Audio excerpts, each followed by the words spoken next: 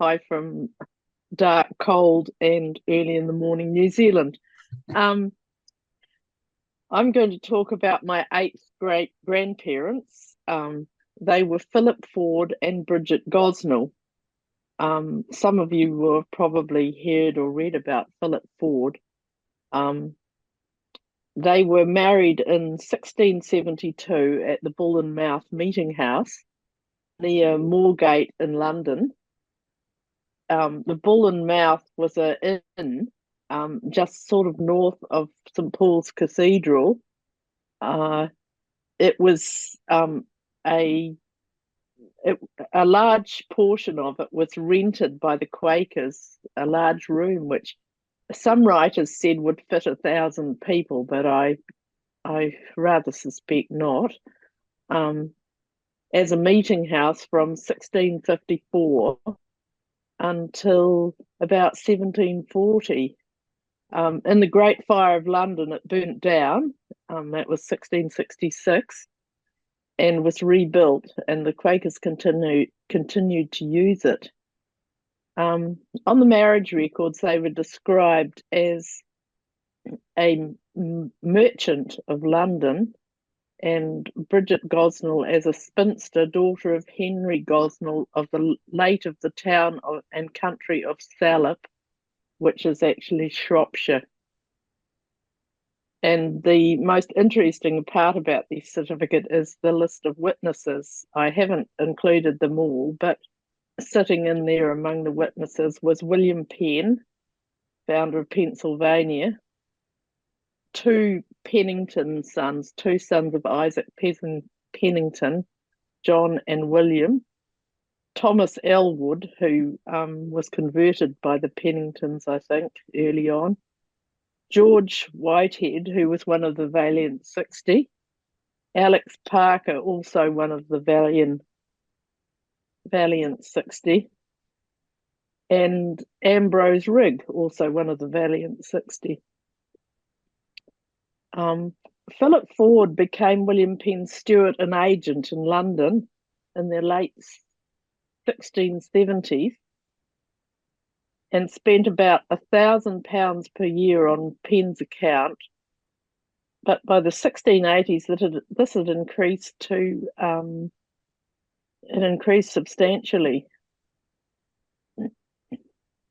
He looked after his estate dealings while Penn was away and sold plots of land for him in the newly acquired Pennsylvania by 1882, about £7,000 worth, as well as rental from his Irish and English properties.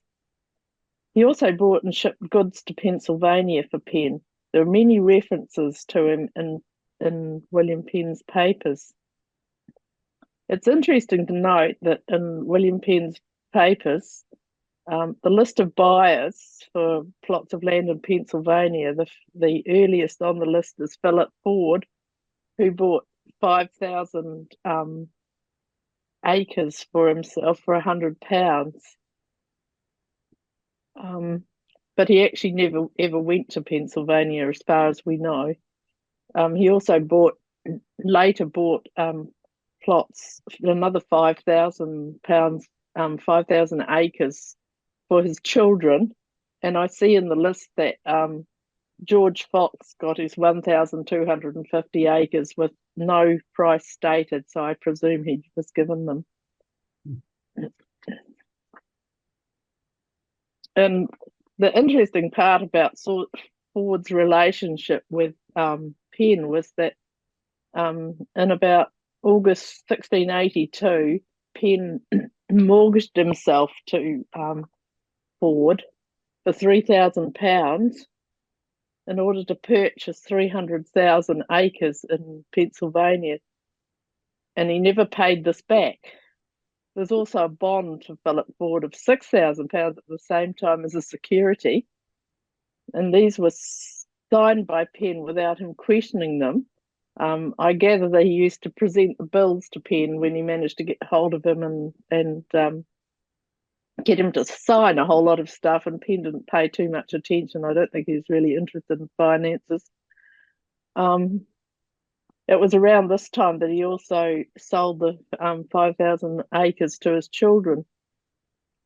Over the next few years, Ford increased the indenture to encourage Penn to pay the money back, eventually with penalties of £10,000 and £12,000 in the late 1680s. In 1690, Penn assigned Pennsylvania to Thomas Elwood for the remainder of the 5,000-year lease in order to avoid having it taken by the Crown, so he's obviously in strife. By 1696, the indentures of release of equity and redemption, Ford had legally become the rightful and legal owner of Pennsylvania. Penn gave him power of attorney in 1682 when he was bound for Pennsylvania, and he wrote in the agreement, he wrote, "In regard of the great trust and confidence which I have in my loving friend Phillip Ford of London Merchant, to manage his affairs and sell land in Pennsylvania for him." These contacts formed the basis for a protracted financial dispute between William Penn and Ford. As William Penn never cleared his 1682, eventually Ford laid claim to the proprietorship of Pennsylvania. So his heirs sued William Penn for £20,000 and won a judgment of £7,600 against him. Philip Ford died in 1701, 1702 in the death record, but it was in the beginning of 1702, aged about 70, and was buried in the Quaker burial ground at Bunhill Fields. And William Penn was still heavily indebted to him, and he named his widow Bridget and two other Quaker merchants as trustees for Pennsylvania. If Penn could not pay back the money within 6 months, but his family continued to pursue the money, and there was a court case in 1705-6 where Penn virtually conceded that Ford did in fact own Pennsylvania, but believed strongly that he and Ford had a special understanding. That all these facts had not been made public, and if the will was executed and probated, the public would learn of William Penn's financial and political arrangements with Philip Ford. Penn persuaded Bridget Ford not to probate the will if he showed willingness to pay, but the matter dragged on, and her children and son-in-law filed a bill of complaint to Chancery. Subsequently, various biographies of William Penn cast Philip Ford in very bad light. I had a member of my own meeting say, when he heard of the name Philip Ford, said he was a bit of work. He sort of retracted it when I said I was related. But over 20 years, Penn had borrowed a large amount of money from Philip Ford and persuaded Philip Ford to accept Pennsylvania and adjoining territories instead. Ford allowed William Penn to rent Pennsylvania between 1697 and 1700, so he was then building up rental of it as debt too. There's a book by J.W. Graham on William Penn, and he paints Bridget Ford as a terror of a woman, though always confined to her bed.